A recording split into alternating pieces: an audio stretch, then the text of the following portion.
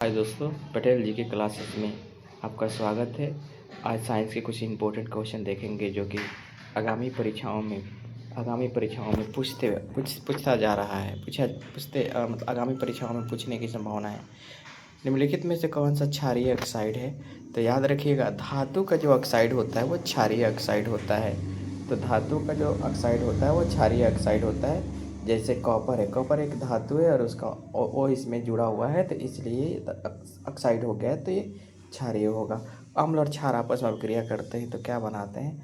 तो अम्ल और क्षार आपस में अभिक्रिया करते हैं तो लौड़ बनाते हैं। कभी भी अम्ल और क्षार आपस में अभिक्रिया करते हैं तो एक दूसरे के गुण को उदासीनीकरण कर देते हैं, तो उस क्रिया को उदासीनीकरण क्रिया भी कहा जाता है और लवण और जल का निर्माण करते हैं। अगला तीसरा नंबर क्वेश्चन है कि कह रहे हैं प्लास्टर ऑफ पेरिस का रासायनिक सूत्र क्या होता है? तो प्लास्टर ऑफ पेरिस का जो रासायनिक सूत्र होता है वो होता है CaSO4 1/2H2O होता है। ये जिप्सम को जब हम लोग 125 डिग्री सेल्सियस तापमान पर गर्म करते हैं तो प्लास्टर ऑफ पेरिस का निर्माण होता है। इसी को हम लोग शॉर्ट फॉर्म में POP भी कहते हैं, प्लास्टर ऑफ पेरिस। कोई बिलियन लाल लिटमस पत्र को नीला कर देता है, तो लाल लिटमस पत्र को नीला कर देता है। कोई बिलियन जो है लाल लिटमस पत्र को नीला कर देता है, तो याद रखिएगा, नीला कर दे रहा है इसका मतलब ये हुआ कि वो जो है आपका जो है ये क्षार है, तो उसका मान pH का मान 7 से अधिक होगा, यानी 10 होगा आंसर। आगे बढ़ते हैं हम लोग। अगला क्वेश्चन है, पाँचवा नंबर क्वेश्चन है, कह रहा है कि निम्नलिखित में कौन से यौगिक अम्ल है? तो याद रखिएगा, ये जो है SO2 सल्फर के जो ऑक्साइड है ये अम्ल है। किस रासायनिक यौगिक को गर्म करने प्लास्टर ऑफ पेरिस का निर्माण होता है? अभी ऊपर हम लोग चर्चा किए थे। तो प्लास्टर ऑफ पेरिस का निर्माण जो है जिप्सम को गर्म करने पर, जिप्सम को जब हम लोग 125 डिग्री सेल्सियस तापमान पर गर्म करते हैं तो प्लास्टर ऑफ पेरिस का निर्माण होता है। आगे बढ़ते हैं हम लोग। धोबिया सोडा के बारे में बात करते हैं हम लोग। धोबिया सोडा के बारे में बात करते हैं हम लोग। धोबिया सोडा यानी धोने की सोडा, इसको हम लोग बोलते हैं सोडियम कार्बोनेट। ये रहा सोडियम कार्बोनेट। यूटेन H2 है, ये रवाकरण का रूप है। ये सोडियम बाइकार्बोनेट है, खाने का सोडा है। ये कैल्शियम हाइड्रा ऑक्साइड है, बुझा हुआ चूना है। आगे बढ़ते हैं हम लोग। अगर करें व्यंजक चूर्ण का रासायनिक सूत्र क्या होता है? तो व्यंजक चूर्ण का रासायनिक सूत्र होता है CaSO2 होता है। CaOCl2 होता है। अम्ल का pH मान कितना होता है? तो अम्ल का pH मान हमेशा 7 से कम होता है। याद रखिए, ऑक्जेलिक अम्ल का प्राकृतिक स्रोत निम्न में से कौन सा है? तो ऑक्जेलिक अम्ल जो है टमाटर में पाए जाते हैं, संतरा में साइट्रिक अम्ल पाए जाते हैं, सिरका में एसिटिक अम्ल पाए जाते हैं, इमली में टार्टेरिक अम्ल पाए जाते हैं। आगे बढ़ते हैं। लवण सोडियम कार्बोनेट जलीय विलयन का pH मान, ये याद रखिएगा, ये क्षारीय होता है तो इसका 7 से अधिक pH मान होगा। आगे बढ़ते हैं हम लोग। उदासीन विलयन का pH मान, याद रखिए, उदासीन विलयन का pH मान जो होता है वो 7 के बराबर होता है। 7 के बराबर होता है। अगर pH मान 7 से कम है, 7 से अधिक है तो ये क्षार होगा, 7 से कम है तो अम्ल होगा, और यदि pH मान 7 के बराबर है तो उदासीन होगा। आगे बढ़ते हैं। हमारे शरीर में pH कितने प्रसार के बीच कार्य करता है? तो हमारे शरीर में जो pH प्रसार जो है 7.0 से 7.8 तक कार्य करता है। आगे बढ़ते हैं हम लोग। कह रहा है 15 नंबर क्वेश्चन कह रहा है कि निम्न में से pH मान कौन सा क्षारक विलयन का मान देता है? तो आपका जो है क्षारक विलयन का मान जो देता है, जो 7 से अधिक होगा वही देगा, क्योंकि क्षारक का pH मान 7 से अधिक होता है। सिरका में कौन सा अम्ल पाया जाता है? तो सिरका में साइट्रिक अम्ल पाया जाता है। टमाटर में ऑक्जेलिक अम्ल पाया जाता है। सेव में मौलिक अम्ल पाया जाता है। संतरा में कौन सा अम्ल पाया जाता है? संतरा में याद रखिएगा साइट्रिक अम्ल पाया जाता है। ये जो हाइड्रोक्लोरिक अम्ल कुत्ते के पेट में पाया जाता है, या मानव शरीर में भी हाइड्रोक्लोरिक अम्ल पाया जाता है। आगे बढ़ते हैं हम लोग। कह रहे लाल चींटी के डंक में कौन सा अम्ल पाया जाता है? लाल चींटी के डंक में फॉर्मिक अम्ल पाया जाता है। फॉर्मिक अम्ल पाया जाता है, जिसका मान 7 से फार्मिक अम्ल, इसको हम लोग मेथनोइक अम्ल भी कहते हैं। सल्फ्यूरिक अम्ल जो होता है H2SO4 होता है, H2SO4 होता है। नाइट्रिक अम्ल HNO3 होता है। नाइट्रिक अम्ल का फार्मूला HNO3 होता है। आगे बढ़ते हैं हम लोग। कह रहा है कि आवर्धन का मात्रक क्या होता है, तो आवर्धन का मात्रक याद रखिएगा, आवर्धन का मात्रक मात्रक विहीन होता है। क्यों मात्रक विहीन होता है? क्योंकि आवर्धन जो होता है रेशियो होता है, रेशियो में कोई मात्रक नहीं होता। कुत्ता के पेट में कौन सा अम्ल पाया जाता है, तो कुत्ता के पेट में याद रखिएगा हाइड्रोक्लोरिक अम्ल पाया जाता है। मानव के भी पेट में हाइड्रोक्लोरिक अम्ल पाया जाता है। अगला क्वेश्चन है, कह रहा है बेकिंग सोडा में कौन सा अम्ल पाया जाता है, तो बेकिंग सोडा में याद रखिएगा, बेकिंग सोडा का हुआ कि खाने का सोडा, और खाने के सोडा में टार्टेरिक अम्ल पाया जाता है। इसमें टार्टेरिक अम्ल है नहीं, इसीलिए जो है इसको जो है टार्टेरिक अम्ल नहीं है, तो इनमें से कोई नहीं ऑप्शन होगा। आगे बढ़ते कह रहे एक्वा रेजिया कौन कौन से अम्ल का बना होता है, तो एक्वा रेजिया जो है हाइड्रोक्लोरिक अम्ल और नाइट्रिक अम्ल का बना होता है। एक्वा रेजिया जो है हाइड्रोक्लोरिक अम्ल और नाइट्रिक अम्ल का बना होता है। हाइड्रोक्लोरिक अम्ल 3:1, यानी हाइड्रोक्लोरिक 3 होता है, अम्ल 3 होता है, तो नाइट्रिक 1 होता है। इसमें हम लोग सोना को और प्लूटोनियम को गला सकते हैं। आगे बढ़ते हैं हम लोग।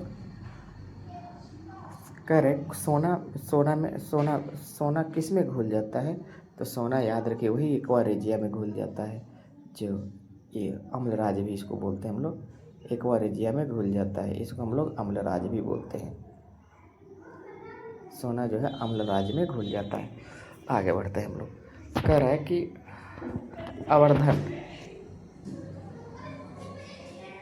आवर्धन का सूत्र होता है, तो आवर्धन का सूत्र होता है -v/u होता है। हालांकि लेंस में v/u ही होता है। यदि प्रतिबिंब की दूरी का मान धनात्मक हो तो प्रतिबिंब होगा, तो याद रखिए प्रतिबिंब की दूरी का मान, यदि प्रतिबिंब की दूरी का मान धनात्मक हो तो प्रतिबिंब आभासी, काल्पनिक, सीधा, ये सभी होगा ऑप्शन नंबर डी, ये सभी होगा। आगे बढ़ते हैं हम लोग।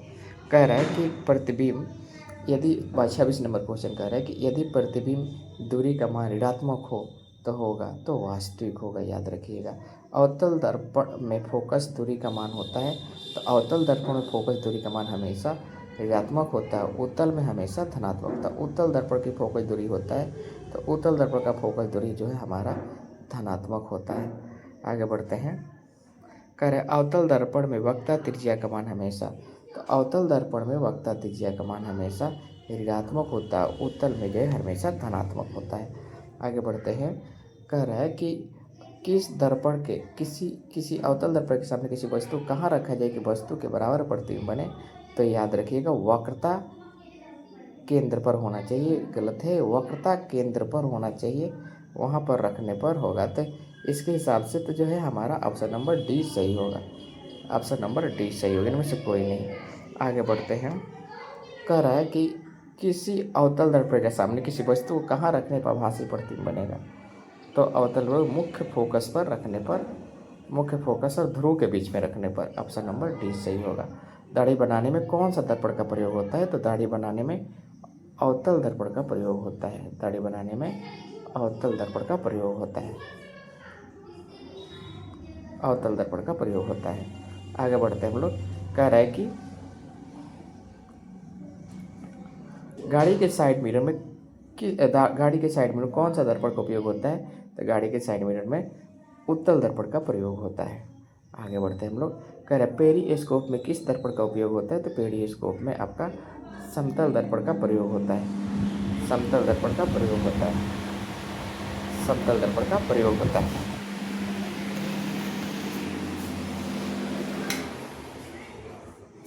समतल दर्पण का प्रयोग होता है। अगला है 35 नंबर क्वेश्चन। कह रहा है कि वाहनों के अग्रदीपों में यानी हेडलाइट में किस दर्पण का प्रयोग होता है, तो अवतल दर्पण का प्रयोग होता है। कह रहे सौर भट्टी में कौन सा दर्पण का उपयोग होता है, तो सौर भट्टी में आपका जो है अवतल दर्पण का प्रयोग होता है। चूना का पानी द्वारा दूधिया हो जाता है, तो याद रखिए CO2 के कारण हो जाता है। आगे बढ़ते हैं। निम्न में से किस अम्ल में ऑक्सीजन नहीं होता है, तो हाइड्रोक्लोरिक अम्ल में ऑक्सीजन नहीं होता है, हाइड्रोक्लोरिक अम्ल में ऑक्सीजन नहीं होता है। कह रहे हैं कि जब जब इनो लवण को जल में घुलाया जाता है तो बुलबुले बनते हैं, जिसका कारण होता है कार्बन डाइऑक्साइड, जिसके कारण होता है कार्बन डाइऑक्साइड। एंटासिड होते हैं, तो एंटासिड जो होते हैं वो लवण होते हैं। अगर कड़वाहट के लिए मानव जीव का संवेदनशील क्षेत्र होता है। पीछे का भाग जो है कड़वाहट के लिए पीछे का भाग इम्पोर्टेंट होता है। कह रहे श्वसन में ऊर्जा किस रूप में उत्पादित होती है, तो याद रखिएगा एटीपी के रूप में होती है, एंडोनिसिन ट्राइफॉस्फेट के रूप में होती है। ठीक है ना। अगला है 43 नंबर क्वेश्चन, कह रहा है कि एंजाइम एक है, तो एंजाइम एक वायु उत्प्रेरक है, इसको हम लोग प्रोटीन भी समानते प्रोटीन है। अगला क्वेश्चन भी दिया कि एंजाइम मूलतः क्या है, तो एंजाइम मूलतः प्रोटीन होता है। आगे बढ़ते हैं। कह रहा है निम्नलिखित में से किसी एक उत्पत्ति यकृत निम्नलिखित में से किसकी एक उत्पत्ति यकृत का कार्य है, तो याद रखिए यूरिया की उत्पत्ति जो है यकृत का कार्य है। आगे बढ़ते हैं हम लोग। कह रहा है 46 नंबर क्वेश्चन, कह रहा है कि मानव शरीर में प्रोटीन का पाचन निम्न में से किस अंग में प्राय होता है, तो मानव शरीर में प्रोटीन का पाचन जो है यकृत में होता है। आगे बढ़ते हैं। कह रहे निम्नलिखित में से छोटी आंत में होता है। 47 नंबर क्वेश्चन कह रहा है कि निम्नलिखित में कौन सा एंजाइम ग्लूकोज को एथनॉल में परिवर्तित कर देता है, तो याद रखिएगा जाइमेज नाम के एंजाइम जो है इसको ग्लूकोज में परिवर्तित कर देता है। आगे बढ़ते कोशिका का ईंधन किसे कहते हैं, तो बाबू कोशिका का जो ईंधन होता है वो ग्लूकोज को कहते हैं। बड़ी आंत का क्या काम है, तो बड़ी आंत का काम है जल अवशोषित करना। ऑप्शन नंबर सी होगा। 50वां क्वेश्चन जो कह रहा है कि मानव तंत्र में निम्नलिखित में से कौन सा एक पाचक एंजाइम नहीं है, तो याद रखिएगा गैस्ट्रिन जो है पाचक एंजाइम नहीं है।